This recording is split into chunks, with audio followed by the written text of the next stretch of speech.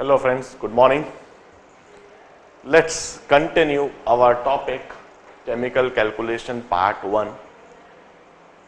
दो सेक्शन हम पढ़ चुके हैं, समझ चुके हैं. दो सेक्शन में सबसे पहले मैंने आपको समझाया था about atom, atomic weight, molecule, molecular weight, molecular formula और Avogadro's hypothesis, basic Avogadro's hypothesis का एप्लीकेशन समझाया था मैंने.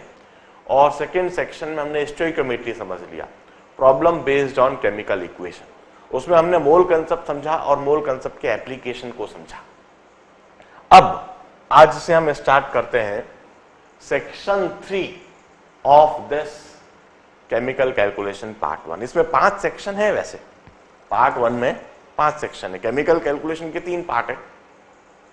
हम पहला पार्ट कर रहे हैं और पहले पार्ट में 5 सेक्शन है और उसका तीसरा सेक्शन है, and that is eudiometry. In this section eudiometry will learn about the application of mole concept in those reactions which are homogeneous in gas phase or which involve gases. Here we'll learn about the problem based on gas analysis. हम उन problems, उन situation को deal करेंगे जिन situation में हमें reaction में gases involved दिखती है. या तो वो homogeneous reaction in gas phase होगी या फिर वह heterogeneous reaction in gas phase जिसमें 2 या 2 से अधिक गैसेस इन्वॉल्व होंगी. ऐसे सिचुएशंस को हम इधर डील करेंगे और उसमें मोल कंसेप्ट को अप्लाई करने का तरीका सीखेंगे. देखिए, मैं एक रिएक्शन लिख देता हूं. पहले एक जनरलाइज्ड तरीके से लिखता हूं. A moles of A, which is in gas phase, react with B moles of B, which is also in gas phase, to give you C moles of C, which is in gas phase, and D moles of D, which is also in gas phase. मैंने reactant के side में इस तरह से अंडरस्क्रिप्ट करते हुए जी लिख दिया है. ए बी, ए के पास में भी जी, बी के पास में भी जी, सी के पास में भी जी. And this suggests us the physical state of reactant and product. A, B, C and D, they are the reagent and all this reagent are gases. They exist in gas phase. मैं ऐसी एक reaction लिखता हूं. Hydrogenation of acetylene. Acetylene CH triple bond CH. The acetylene gas. Acetylene C2H2. It exists in gaseous state combined with 2 moles of hydrogen,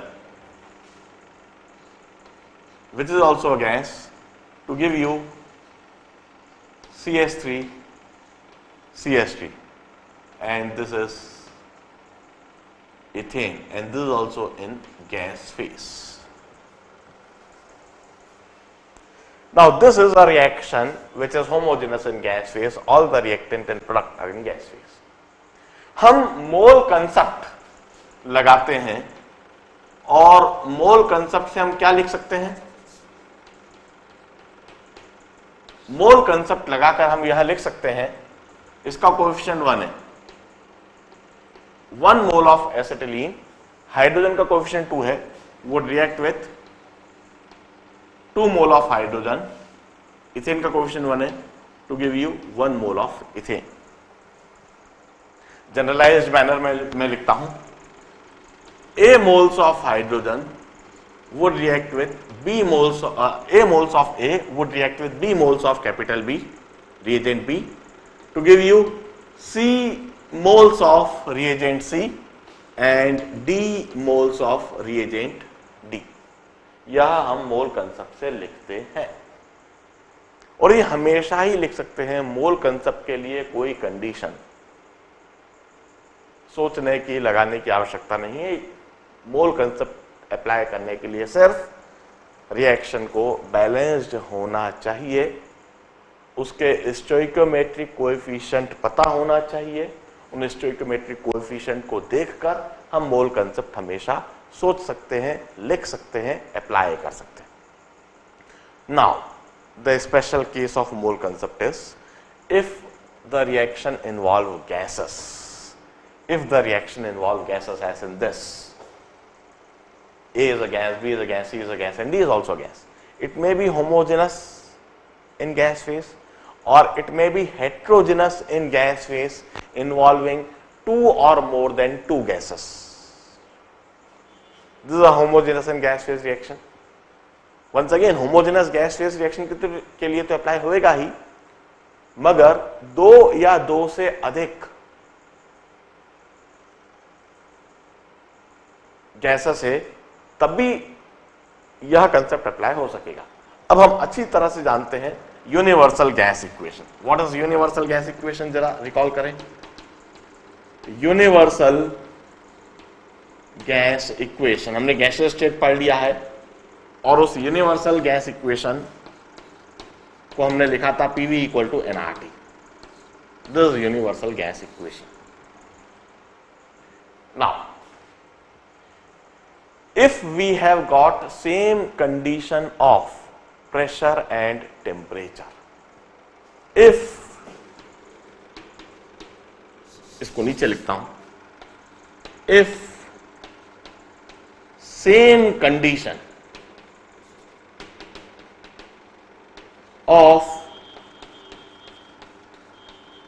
pressure and temperature, if same condition of pressure and temperature, यदि pressure और temperature condition same हो और same pressure temperature condition पर हम सभी gases के volume को major करें, pressure same, temperature same, R is a universal gas constant. In that case, volume would be directly proportional to number of moles, or number of moles is directly proportional to volume. This is the basic logic will apply here. What is that logic? कि जो चीज हम moles के लिए लिख रहे हैं, gases के लिए प्रेशर टेम्परेचर कंडीशन सेम रहती है, तो वही चीज वॉल्यूम के लिए भी लिखी जा सकती है। क्या मतलब?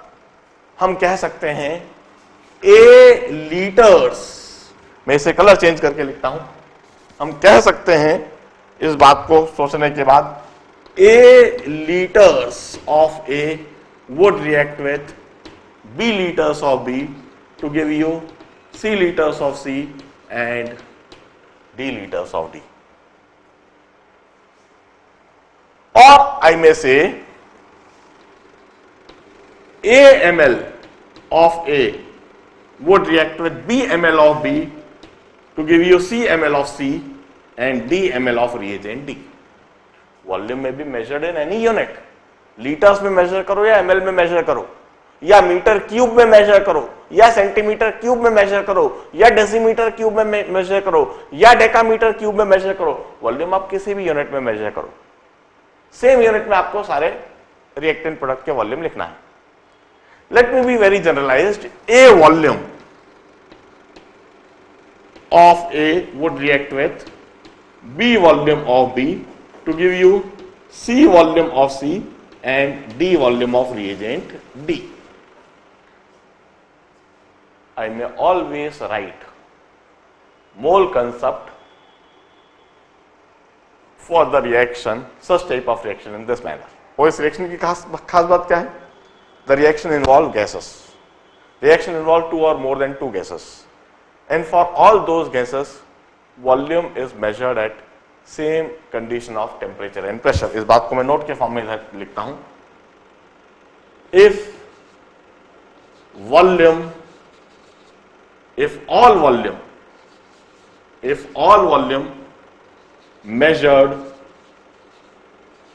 at same pressure and temperature condition, जितनी भी वॉल्यूम का मेजरमेंट है उसको सेम प्रेशर और टेम्परेचर कंडीशन पर मेजर करा जा रहा है, यह जनरलाइज्ड तरीके से लिखा, मैं इसी को इस रिएक्शन के लिए भी लिखता हूं।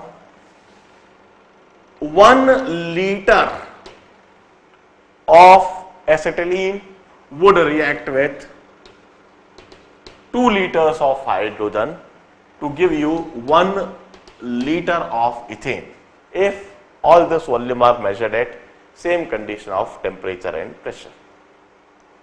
Or I will say 1 ml of acetylene would react with 2 ml of hydrogen to give you 1 ml of ethane.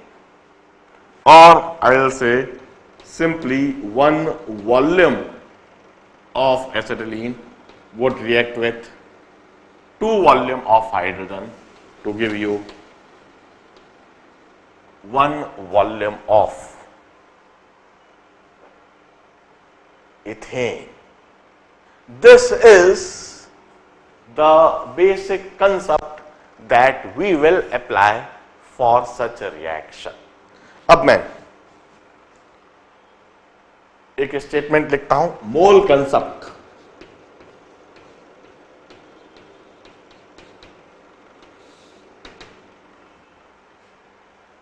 Rewrite करता हूं, रीडिफाइन करता हूं, रीस्टेट करता हूं इस तरह के रिएक्शन के लिए। For homogeneous gas phase reaction, homogeneous gas phase reaction, heterogeneous के लिए भी अप्लाई करेंगे, पर मैं statement homogeneous gas phase reaction के लिए लिखता हूं। If all volume are measured at same condition of pressure and temperature, if all volume are measured at same condition of pressure and temperature, homogeneous gas phase reaction के लिए यदि हम सारे volume same pressure और same temperature condition पर major करते हैं, सभी रिएक्टेंट के वॉल्यूम और सभी प्रोडक्ट के वॉल्यूम, सभी रिएजेंट के वॉल्यूम, जितने भी रिएजेंट इन्वॉल्व हो रहे हैं उन सभी गैसियस रिएजेंट के वॉल्यूम को हम सेम प्रेशर और टेम्परेचर कंडीशन पर यदि मेजर करते हैं, then reactant react and product are formed in stoichiometric in volume ratio of their stoichiometric coefficient. Then reactant react and product are formed. Product are formed in the volume ratio, in the volume ratio of their stoichiometric coefficient.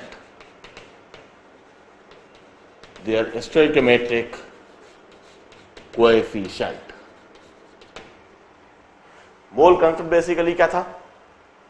For a balanced and complete chemical reaction, reactant react and product are formed in the molar ratio of their stoichiometric coefficient. Mole concept यह था, reactant react and product are formed in the molar ratio of their stoichiometric coefficient. पर हमने जैसा देखा, यदि वह gas phase reaction है और सारे वॉल्यूम को यदि हम मेजर करते हैं सेम प्रेशर और टेम्परेचर कंडीशन पर, तो जो गैस का वॉल्यूम मेजर होएगा that would be directly proportional to number of moles, और number of moles is directly proportional to volume. तो सेम प्रेशर और टेम्परेचर कंडीशन पर मेजरमेंट करने पर volume ratio is proportional to molar ratio. तो हमने mole concept को restate करा। यदि कोई रिएक्शन होमोजेनस है गैस फेज में और हम सारे वॉल्यूम को मेजर करते हैं सेम प्रेशर और टेम्परेचर कंडीशन पर, ऐसी कंडीशन में जो रिएक्शन होगी, the reactant would react and product are formed in the volume ratio of their stoichiometric coefficient. let me highlight this volume ratio of stoichiometric coefficient. This is the basic theory, this is the basic concept, this is the basic fundamental that we will apply in this section 3 termed idiometry, in which we will study about the problem based on gas analysis, in which we will have problems where reactant and product would be gases.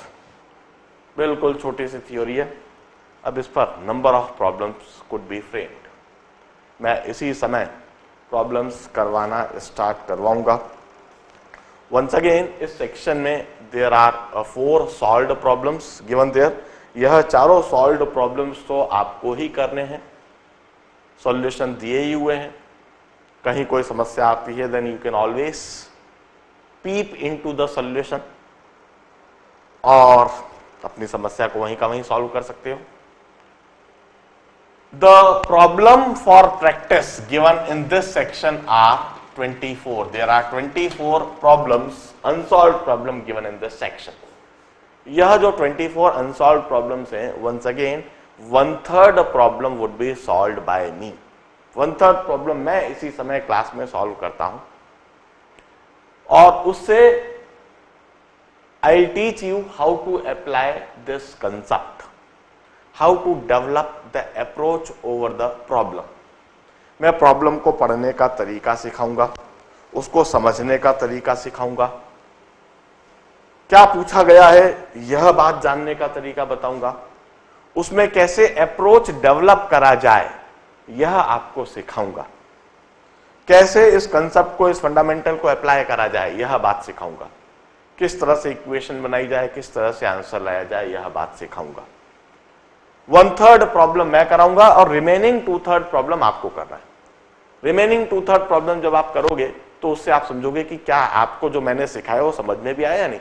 Are you in position to apply this concept and fundamentals? Are you able to solve the problems? Are you able to solve problem of any complexity level? यह चीज आप सीखेंगे remaining 2/3 problem से. मैंने section 1 में 3n+1 कराए थे, section 2 में भी 3n+1 कराए थे. इधर मैं let me solve every 3n problem. Means I will solve 3rd problem, I will solve 6th problem, I will solve 9th problem, I will solve 12th problem, I will solve 15th problem, I will solve 18th problem, then 21st and lastly I will solve 24th problem. इस तरह से यह 8 सवाल मैं class में करता हूं, बाकी के 16 सवाल आपको करने हैं. चलिए स्टडी पैकेज उठाइए और 3rd प्रॉब्लम पढ़ना स्टार्ट कर दीजिए. यह पूरी थ्योरी को बड़े ध्यान से कॉपी में लिख लीजिए, कहीं कोई गलती ना हो. लिखते समय बड़े ध्यान से सोचिए और दिमाग में और बैठाइए और 3rd प्रॉब्लम पढ़ना चालू कर दीजिए. Let's start.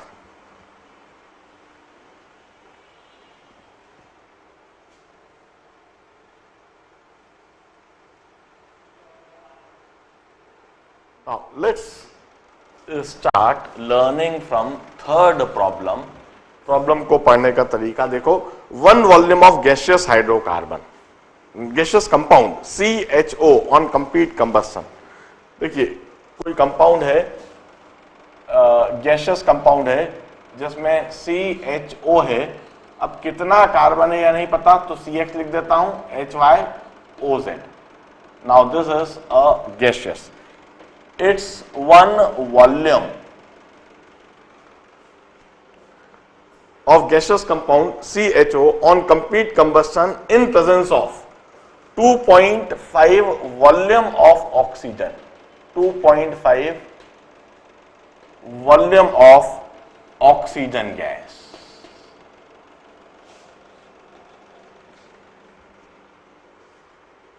Gives the volume of steam, 2 volume of steam. इससे हमको स्टीम मिला. स्टीम मीन्स गैसियस H2O और इसके 2 वॉल्यूम मिले and 2 volume of CO2 and 2 volume of CO2, which is also a gas. What is formula of compound? If measurement are made at STP, also calculate volume of oxygen required to burn completely 4.4 gram of this compound. पहले तो पहला part ही करते हैं.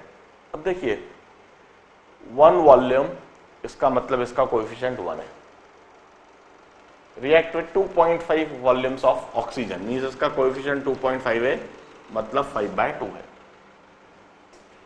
It gives you 2 volume of H2O, मतलब इसका coefficient 2 है. And 2 volume of CO2, मतलब इसका कोएफिशिएंट 2. इस तरह से हमने जो वॉल्यूम रेशो है, उस वॉल्यूम रेशो को देखकर हमने स्टोइकोमेट्रिक कोएफिशिएंट के रेशो लिख दिए, क्योंकि स्टोइकोमेट्रिक कोएफिशिएंट के रेशो में वॉल्यूम होता है, तो हम कहेंगे वॉल्यूम के रेशो में स्टोइकोमेट्रिक कोएफिशिएंट होते हैं. तो जो वॉल्यूम रेशो दिखा हमने वही स्टोइकोमेट्रिक कोएफिशिएंट लिख दिए. अब दिस इज अ रिएक्शन. अब इस रिएक्शन को देखकर हम कंपाउंड सोचने की कोशिश करते हैं. POAC, principle of conservation of atoms. POAC, principle of conservation of atoms हम लगा रहे हैं. देखिए 4 हाइड्रोजन के एटम है, तो रिएक्टेंट साइड 4 हाइड्रोजन के एटम होने चाहिए. हम कहेंगे X must be 4, sorry Y must be 4, Y must be 4. 2 carbon के एटम है. होमोजेनस रिएक्शन क्या है इसमें? इसमें 2 कार्बन के एटम प्रोडक्ट साइड दिख रहे हैं, तो रिएक्टेंट साइड भी 2 कार्बन के एटम होने चाहिए. It means X must be 2. अब ऑक्सीजन के एटम्स की गिनती कर लेते हैं. प्रोडक्ट साइड ऑक्सीजन के एटम कितने हैं? 2 वाटर मॉलिक्यूल में और 4 कार्बन डाइऑक्साइड में. 4 और 2 6 ऑक्सीजन के एटम है. इसका मतलब रिएक्टेंट साइड भी 6 ऑक्सीजन के एटम होने चाहिए by POAC, principle of conservation of atoms. इधर हमने देखा 5, इसका मतलब 1 कंपाउंड होना चाहिए. इसका मतलब Z इक्वल टू 1. इस तरह से हमने XYZ कंक्लूड कर लिया. और अब हम रिएक्शन को लिख देते हैं. C2H4O, this is in gaseous state. React with 5/2 of oxygen to give you twice H2O plus twice CO2. I think पहला पार्ट तो हो चुका है. 1 volume of gaseous compound CHO on complete combustion gives 2.5 volume of oxygen, 2 volume of steam, 2 volume. What is the formula of compound? And measurement are made at STP. Formula of compound हमें मिल गया. That compound is C2H4O. That is the formula of compound. Calculate volume of oxygen required to burn 4.4 gram of this compound.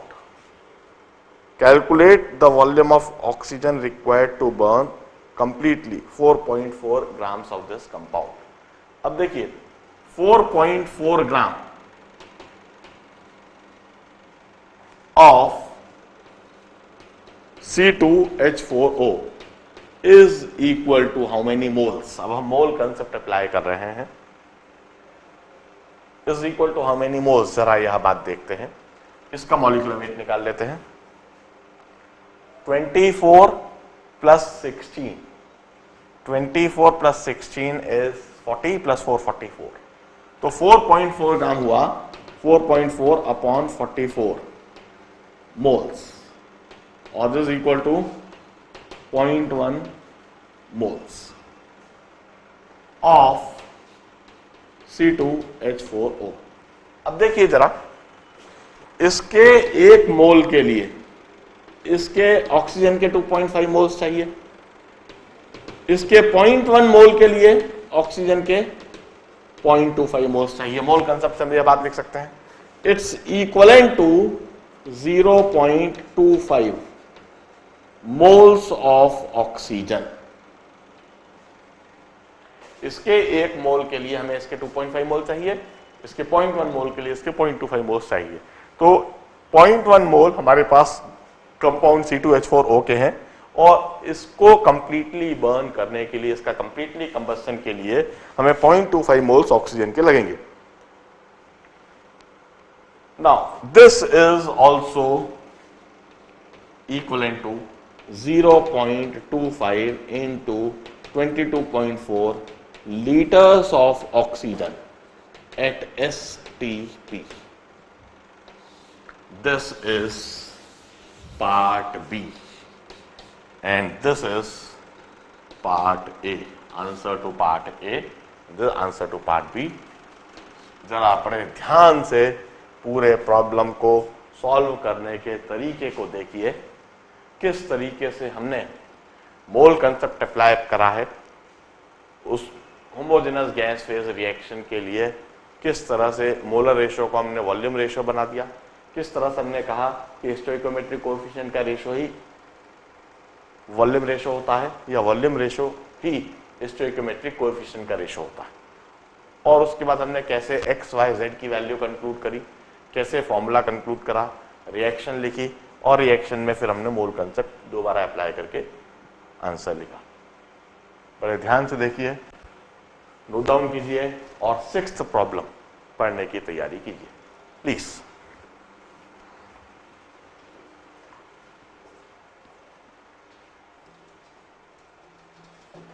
चलिए अब 6th problem सीखते हैं।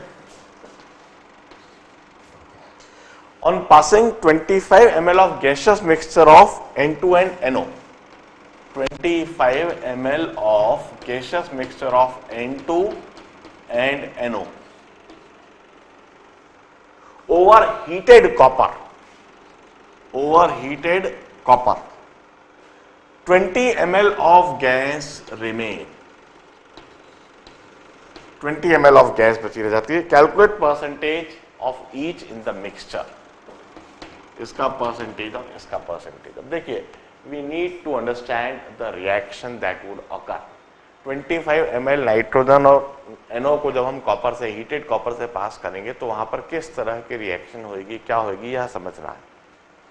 जैसे मैं पहले ही बता चुका हूं, इस चैप्टर को पढ़ते समय, केमिकल कैलकुलेशंस को पढ़ते समय, you will come across almost all the inorganic reactions, inorganic changes, आप उन पर प्रॉब्लम्स करोगे। and this is the best way to learn inorganic in fact. inorganic directly पढ़ी जाए तो बड़ी बोरिंग लगती है, बड़ी पकाऊ लगती है और रटने जैसी लगती है, जबकि इस तरीके से इनऑर्गेनिक यदि पढ़ोगे तो बोरिंग भी नहीं लगेगी, डिफिकल्ट भी नहीं लगेगी और हमेशा के लिए दिमाग में बैठेगी। जरा सोचे, जब नाइट्रोजन गैस को कॉपर, हीटेड कॉपर पर पास करेंगे तो क्या रिएक्शन होनी है। नाइट्रोजन एक इनर्ट गैस है, हाफ फिल्ड ऑर्बिटल्स हैं और यह आसानी से किसी के साथ रिएक्ट नहीं करती है। कॉपर के साथ भी जब आप इसे पास कर रहे हो तो मैं कहूंगा नो रिएक्शन, कोई रिएक्शन इधर होना ही नहीं है। सॉलिड कॉपर है, गैसियस नाइट्रोजन है, सॉलिड हीटेड कॉपर के ऊपर जब आप नाइट्रोजन गैस को पास कर रहे हो तो वहां कोई रिएक्शन नहीं होनी है। मैं बिल्कुल साफ बता दूं, हमारे चारों तरफ नाइट्रोजन गैस है, ये इनर्ट गैस है, बड़ी आसानी से रिएक्ट नहीं करती है, तभी तो ये हमारे चारों तरफ है। यदि यह रिएक्टिव गैस होती तो रिएक्ट करके कंज्यूम हो जाती और हमारे एनवायरनमेंट में रहती ही नहीं। ऑक्सीजन रिएक्टिव गैस है, दैट्स व्हाई ऑक्सीडेशन में, कंबस्टन में, बर्निंग प्रोसेस में ऑक्सीजन पार्टिसिपेट करती भी है और कम भी होती है, मगर नाइट्रोजन आसानी से रिएक्ट नहीं होती है, सिर्फ ड्रास्टिक कंडीशंस में ही यह रिएक्ट करती है। नाइट्रोजन की ऑक्सीजन के साथ रिएक्शन कब होती है, do you know? During lightning, जब बिजली चमकती है, जब बादल गरजते हैं, बिजली चमकती है, जब इलेक्ट्रिक स्पार्क होता है, जब हम स्विच ऑन करते हैं इलेक्ट्रिक स्पार्क होता है, तब नाइट्रोजन की रिएक्शन ऑक्सीजन के साथ में होती है, अन्यथा नाइट्रोजन की कोई खास रिएक्शन नहीं होती। अब दूसरा कंपाउंड है NO। NO this is also gas. This when passed with heated copper, copper is a solid, heated copper से जब इसे पास करेंगे तो वहां पर फिर रिएक्शन होगी. Once again twice NO would react to give you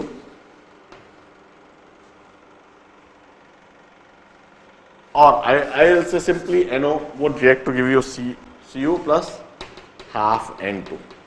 मैं हाफ N2 लिख दूं ट्वाइस करने के बजाय. सॉलिड CO मिल जाता है और हाफ N2 गैस. इस तरह से यह जो ऑक्सीजन है कॉपर को ऑक्सीडाइज कर देती है और NO गैस से हाफ N2 बन जाती है. This is the reaction that would occur. अब हम कहते हैं लेट अस से इसके x ml है और इसके y ml है. तो रिएक्शन के बाद इसके XML तो XML ही रहेंगे, जबकि इसके जो YML है वह पूरी तरह से रिएक्ट होकर इसके Y/2 ml दे देंगे. इसका 1 मोल इसका आधा मोल देता है. सॉलिड को कंसीडर करने की कोई जरूरत नहीं, क्योंकि सॉलिड का कोई वॉल्यूम होता ही नहीं है. Solid occupy negligible volume. तो सॉलिड का वॉल्यूम कंसीडर करने की जरूरत नहीं.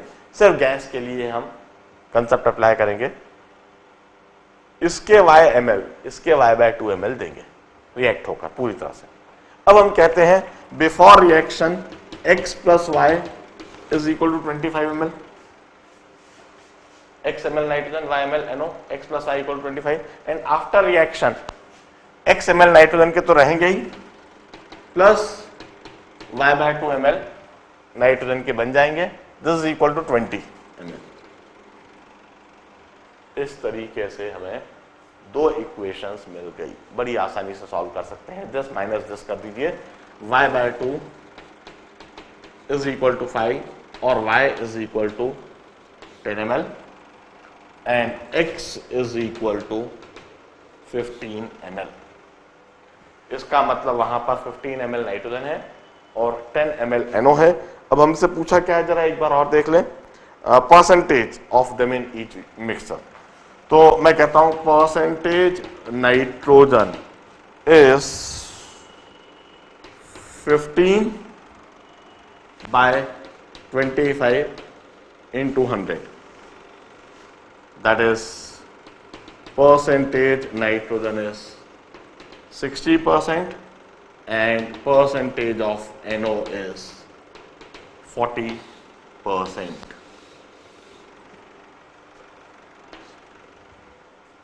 बड़े ध्यान से पूरे प्रॉब्लम के सॉल्यूशन को देखिए.